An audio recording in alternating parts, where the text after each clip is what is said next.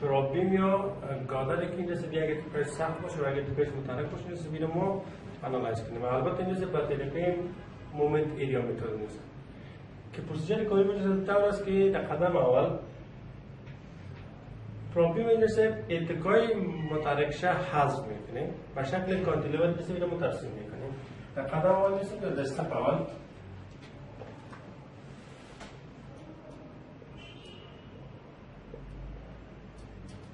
اتکای متحرک حذف میکنیم، لودینگ میشه و اتکای سخت نیست یعنی با شکل کانتیلیور نیست بیرون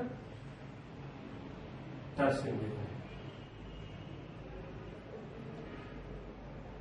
8 ton force فاصله میرسه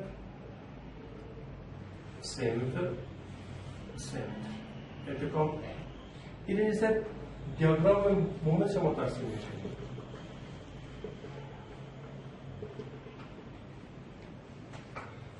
8 میرسه میله را به طرف پایین میاره نظر به نقطه A کشش در بالا علامت منفی مومنت نقطه A از طرف برای نصفی میشه منفی 8 ضرب با فاصله ضرب 3 24 تون فور ضرب متر.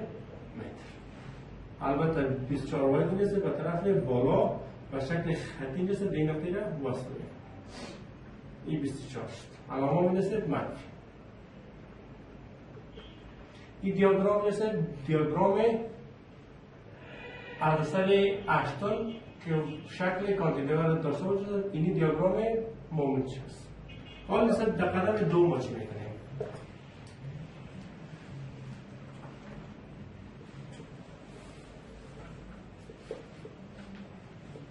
در قدم دو میرسه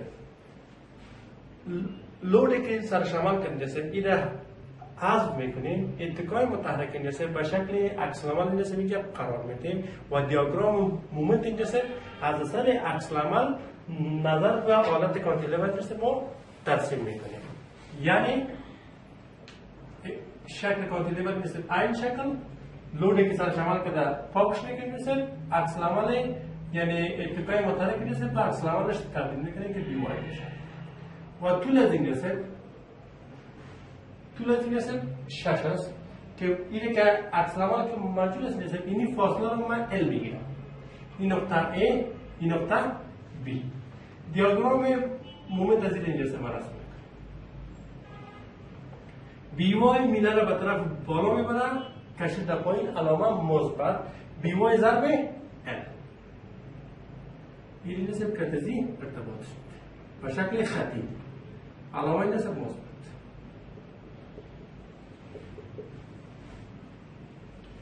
اینی مومنت از این جسد مومنت در نقطه A که از جسد مومنت در نقطه A از طرف رایت مساوی میشه با مثبت BY ضرب L. این قسمت جسد مومنت میشه BY L. آل جسد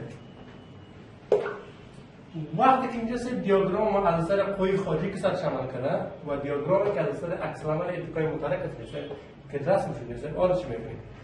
مساحت از این رو پیدا میکنیم مساحت از این میرسه از فاصله مرکز ثقل دیاگرام تا به نقطه اتکای متحرک فاصله شه میگیریم و این شکل میرسه مساحت از این از نظر به مرکز ثقلش ضرب از مرکز ثقل تا به اتکای متحرک میرسه از این هم پیدا میکنیم.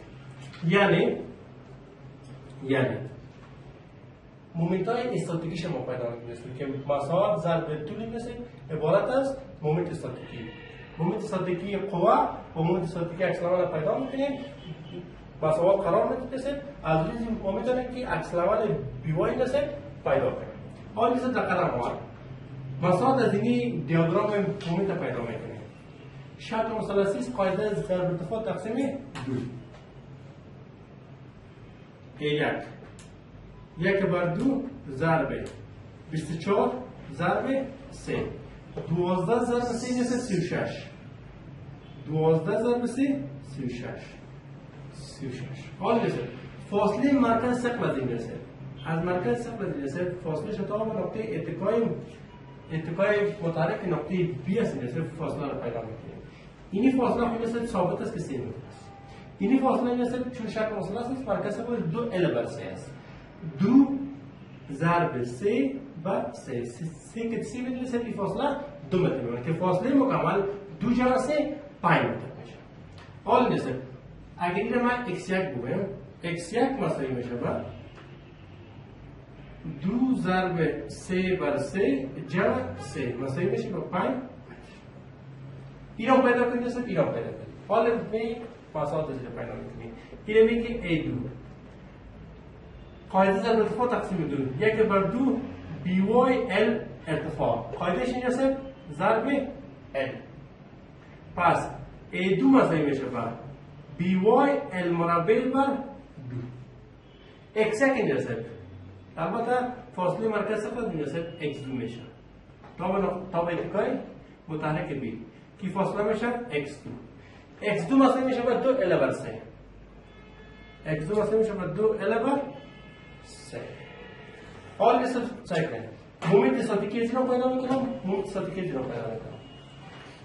این رو شما میکنید که S1 مساوی میشه بر 36 ضرب 5 و از این رو پیدا میکنید که S2 مساوی میشه بر BY L مربع بر 2 ضرب 2 L بر 3 دو که دو اختصار میشه نیست بی ال مکعب بر 3 میشه بی وای ال مکعب بر 3 و 36 ضرب 5 میشه 180 36 ضرب 5 میشه 180. حالا نیست مومنت صادقی علی اثر لود و مومنت صادقی علی اثر عکس العمل نیست در مساوات قرار میدین. از روی ما میتونیم که بی وای پیدا کنیم به چه شکل نیست قدم سیوم یا استپ سیوم بی وای ال مکعب بر 3 مساوی است بر 180.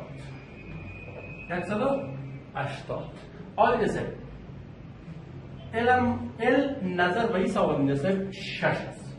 پس بی وای مساوی میشه به 3 ضرب 180 تقسیم ال مکعب یعنی که 6 مکعب. پس بی وای مساوی میشه با 22.5 تن فورس. 2.5 بی وای مساوی میشه اینجا بی وای مساوی است با 2.5 تن فورس. حالا نیست وقتی که عکس العمل شما مقدارش رو پیدا کردید پس این شکل از شکل نامعین تبدیل میشه به شکل معین و وقتی که به شکل معین تبدیل میشه ما بسیار با سادگی میتونیم که انالایز کنیم. حالا نیست قیمت بی وای مساوی است با 2.5 تن فورس. حالا نیست خطای نامعین نیست به خاطر اصل حساب یا خط اینجاست به خاطر قوی ارزی یا خط به خاطر بندینگ.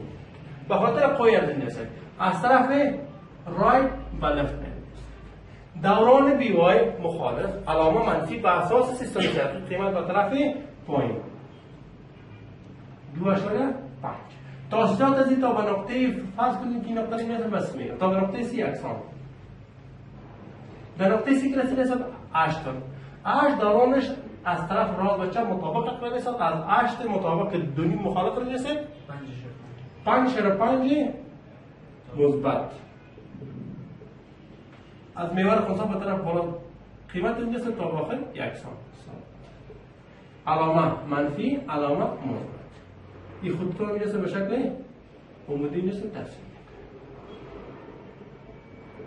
این مقدار هم میرسه 5.5 مومنت اینجاست. مومنت در نقطه بی صفر چرا که اتکا متحرک است نقطه انجامی است مومنت صفر. خب باز هم اینجاست بندینگ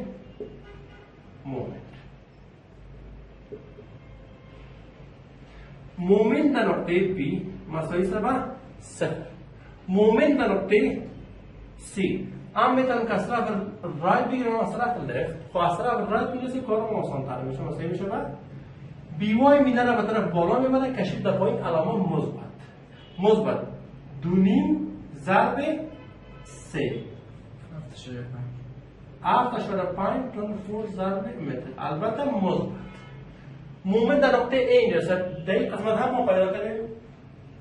در این قسمت که پیدا کردیم صرف از صرف قوه خارجی بود میرسد که 24 است. اما حال هم اتکا میشه و هم قوه خارجی. حالا پیدا میکنید که مومنت در نقطه A از طرف رایت مساوی میشه. بی وای نظر به نقطه A میله را به طرف بالا میبره، کشش در پایین علامت مثبت 2.5 ضربه قوه عمودی فاصله افقی تا به نقطه A 6. 8 میله را به طرف پایین میبره، کشش در بالا علامت منفی 8 ضربه 3. مومنت در نقطه A مساوی میشه منفی 9 تن فورس ضربه متر.